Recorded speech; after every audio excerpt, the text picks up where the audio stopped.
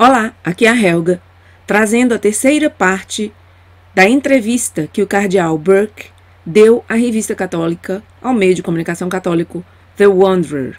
Se você não viu as partes 1 e 2, vou deixar os links na descrição deste vídeo. Comecemos. Pergunta para o cardeal Burke. Recentemente, o cardeal Robert Sarah pediu novamente uma implementação séria de uma reforma da reforma no que se refere ao rito romano pós-conciliar. Mas a maioria dos pastores e diretores de culto diocesano, se simpatizam com as sugestões do cardeal Sarah, estão ansiosos para implementá-las gradualmente, reconhecendo que, para muitos, uma implementação rápida seria demais e, na verdade, causaria o mesmo tipo de confusão e frustração que muitos experimentaram depois do Concílio Vaticano II. Então, em quais reformas sugeridas pelo cardeal Sarah devemos nos concentrar primeiro, reconhecendo que cada paróquia e diocese é única em suas necessidades? Existem elementos da reforma que são mais importantes que outros e que devem ser focados primeiro? Resposta do cardeal Burke. Certamente acho que a correção de todos os abusos litúrgicos que foram identificados na Redemptionis Sacramentum é importante. Redemptionis Sacramentum é a instrução de 2004 emitida pela Congregação para o Culto Divino e a Disciplina dos Sacramentos. No final de seu pontificado, o Papa São João Paulo II concentrou-se em tentar corrigir os abusos litúrgicos. De maneira positiva, as duas sugestões feitas pelo cardeal Sarah nos dão uma boa direção.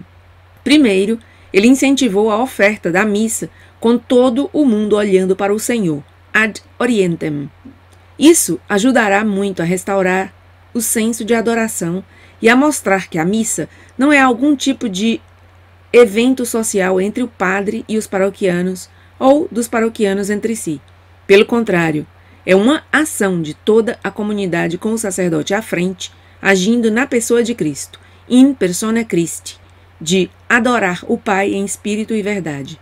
São João 4:23. Como nosso Senhor disse à mulher samaritana junto ao poço. Eu acho que esse seria um bom lugar para começar. O cardeal Sarah explica isso muito bem em um artigo que ele publicou no L'Osservatore Romano, no dia 12 de junho de 2015, e depois novamente em sua apresentação na Conferência Sacra Liturgia em Londres, no dia 5 de julho de 2016. O cardeal Sarah falou sobre uma segunda área de reforma na Conferência Sacra Liturgia de 2017 em Milão, quando pediu, mais uma vez, a consideração de receber a Sagrada Comunhão ajoelhado e na língua. Eu acho que essas são duas áreas a serem abordadas, que seriam muito eficazes. Claro, também temos toda a reforma que precisa ter lugar com relação à disposição da igreja. Por exemplo, em muitos lugares, os tabernáculos foram removidos do santuário da igreja como resultado de uma falsa interpretação do Concílio Vaticano II. Da mesma forma, outras coisas foram feitas que perturbaram a imagem da adoração, como a música sacra que é empregada. Penso que a questão da orientação de todos em relação ao Senhor, com o padre à frente, em direção ao Oriente, se possível, a menos que seja fisicamente impossível por causa da localização geográfica da igreja, e a maneira de receber reverentemente a Santa Comunhão de joelhos e na língua são coisas importantes para começar. É interessante notar que aqui no santuário tornou-se costume receber a comunhão na língua e de joelhos. As pessoas adotaram com prazer essa prática e nunca recebi nenhuma correspondência de ódio ou críticas a esse respeito.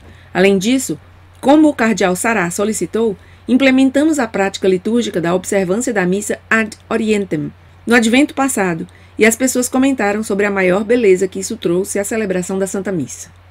Pergunta. Perguntado recentemente pelo The Wanderer se a influência do Papa Emérito Bento XVI na liturgia continua, o Dr. William Mart, presidente da Associação Americana de Música da Igreja, disse: ainda está conosco, absolutamente sim, e continuou a afirmar: ele tinha essa noção de ars celebrandi, a arte de celebrar a liturgia. O Dr. Mart acrescentou: seus escritos, do Papa Bento XVI, sobre a liturgia ainda estão sendo lidos, e instituímos muitas coisas sob sua inspiração que continuarão. Sua Eminência concorda com a avaliação do Dr. Mart sobre a influência contínua de Bento XVI na liturgia? pode adicionar alguma observação pessoal sobre o que acha que será o legado duradouro dele na adoração litúrgica? Resposta do cardeal Burke. Sim, eu conheço o Dr. Martin. Ele é um homem maravilhoso. Não há dúvida de que a mais esplêndida contribuição do pontificado do Papa Bento XVI foi na área da restauração da ordem correta e da beleza da Sagrada Liturgia. A arte de celebrar, o ars celebrandi, a que o Dr. Martin se refere, não só foi exemplificado na maneira de celebrar a Santa Missa de Bento XVI, mas também no fato de que seu magistério ajudou tantos sacerdotes a ver que o padre entrega seu corpo a Nosso Senhor. É o Senhor que oferece o sacrifício e, portanto, toda a concentração do sacerdote deveria estar em deixar Nosso Senhor agir através dele. Dessa maneira, evitamos ações autorreferenciais que nada têm a ver com a Sagrada Liturgia. Acredito que os ensinamentos do Papa Bento XVI foram tão profundos porque ele teve a coragem de emitir o Summorum Pontificum, carta apostólica emitida motu próprio em 2007. O ensino contido nesse documento certamente permanecerá em seus efeitos. Outra contribuição duradoura foi seu magnífico livro intitulado Espírito da Liturgia. Pergunta. Nos últimos meses, de acordo com várias notícias, o Senhor declarou que não acredita que muçulmanos e cristãos adorem o mesmo Deus. Sugeriram que isso é inconsistente com os ensinamentos do Concílio Vaticano II e com declarações públicas feitas pelo Papa São João Paulo II. No caso do Concílio Vaticano II, por exemplo, Lumen Gentium, número 16, Nostra Aetate, número 3, e com relação às declarações públicas feitas pelo Papa São João Paulo II, o discurso aos jovens muçulmanos no Marrocos no dia 16 de agosto de 1985. Eminência, pode esclarecer essa aparente contradição? Resposta do cardeal Burke. Nos documentos do concílio e nos escritos do Papa São João Paulo II, enfatiza-se que o Islã, como o judaísmo e o cristianismo, nos ensina que existe apenas um Deus, o Criador do universo. Então, estamos unidos na crença de que existe apenas um Deus. No entanto, o Deus descrito nos documentos do Islã, bem como as ações dos muçulmanos muito agressivos e violentos, não retratam Alá como um Deus de amor. O amor é a principal qualidade de Deus, de acordo com a nossa fé cristã, pois, como escreve São João Evangelista, Deus é amor. 1 São João 4, 8 e 16. Os muçulmanos de alguns países, de fato, opuseram-se aos católicos usando a palavra Alá, a palavra árabe para Deus. Eles protestaram, dizendo, seu Deus não é nosso Deus. O que é necessário aqui é simplesmente um reconhecimento realista dos ensinamentos sobre Deus no Islã. Eu acredito que isso indicará que o entendimento islâmico do Deus único está em contradição com os ensinamentos cristãos do Deus único. Pergunta.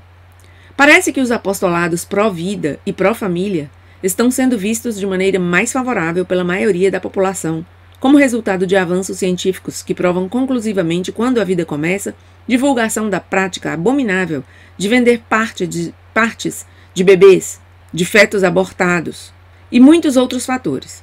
Parecia improvável, há poucos anos, que o financiamento da Planned Parenthood fosse sequer discutido.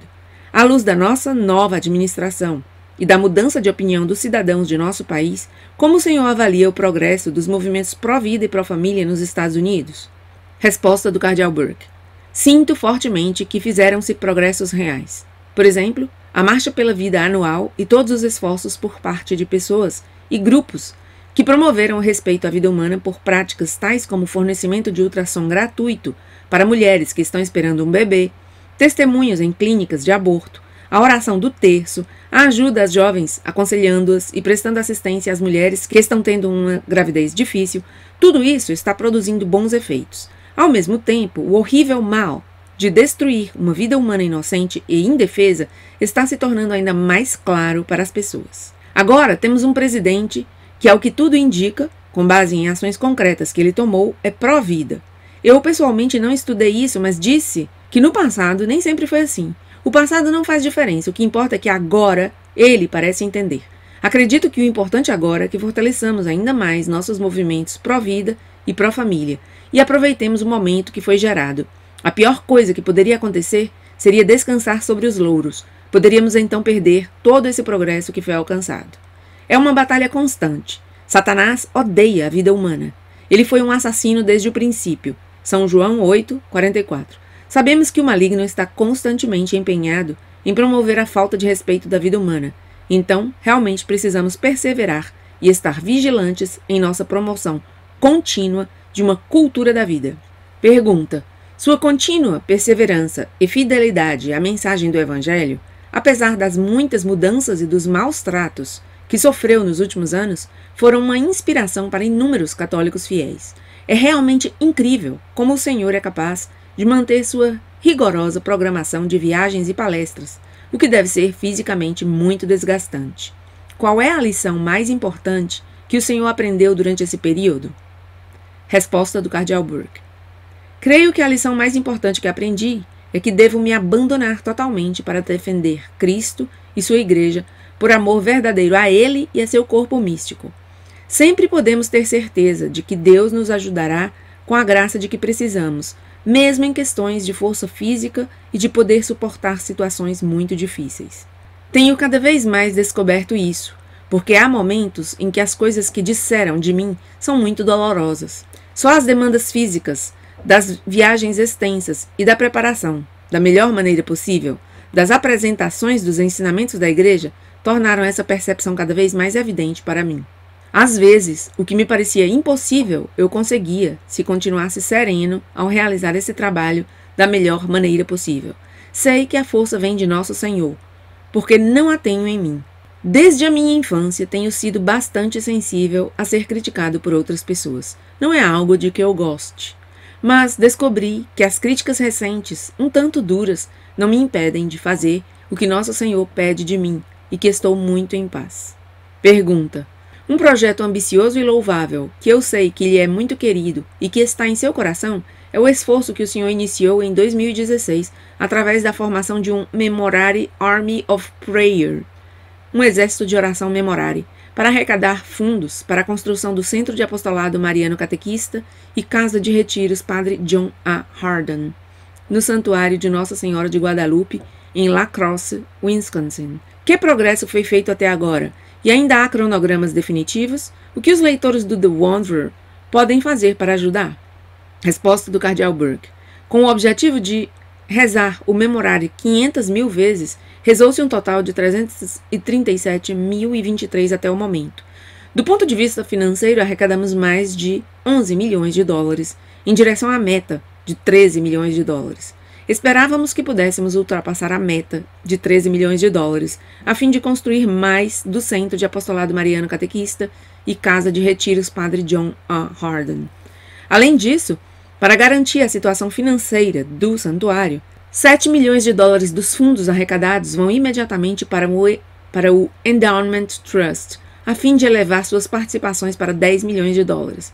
O Endowment Trust gerará ganhos anuais significativos para prosseguir no trabalho em andamento do santuário. Ainda não entramos na fase geral da campanha de capital. No momento, estamos simplesmente nos aproximando de doadores individuais para obter uma quantia inicial substancial, que então encorajaria outras pessoas a serem generosas. Deveríamos levar isso a uma conclusão até o outono, e em seguida faremos um apelo geral ao público. Então, está indo bem, mas esperamos fazer ainda melhor. E o The Wanderer termina essa entrevista ao Cardeal Burke dizendo o seguinte: incentivam-se os leitores do The Wanderer a apoiar esse esforço digno, que é fundamentalmente uma obra de evangelização durante esse período de confusão da Igreja.